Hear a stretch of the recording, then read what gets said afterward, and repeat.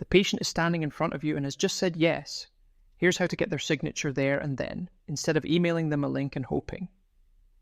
A patient tells you they're happy for you to use their photographs, or they need a leaflet signing, or a medical history filling in.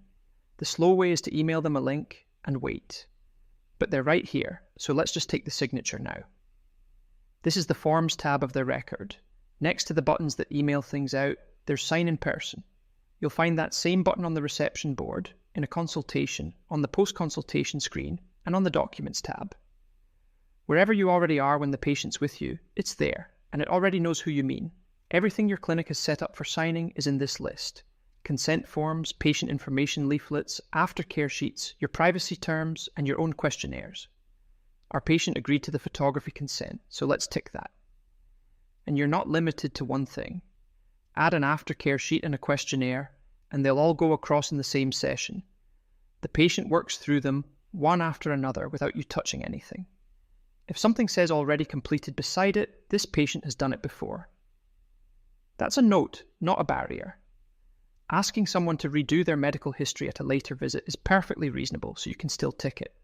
Start the session, and Velastria gives you 2 ways to hand it over. The first is a QR code. The patient points their own phone camera at your screen and the forms open on their phone. No app to install and no hunting for the clinic iPad. We've covered the real code here because this video goes online, but in normal use it appears right in that box. The second is open on this device. Click that and hand them your iPad. Same session, same documents, whichever suits the moment. And while they're signing, watch the line at the bottom.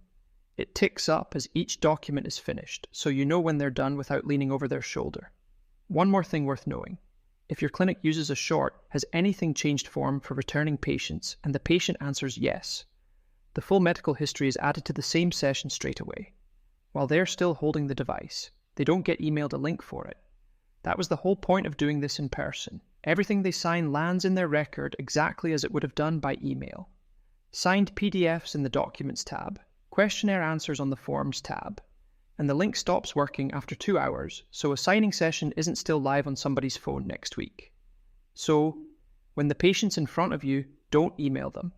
Click Sign in Person from wherever you already are, tick what they need, and either show them the QR code or hand them the iPad.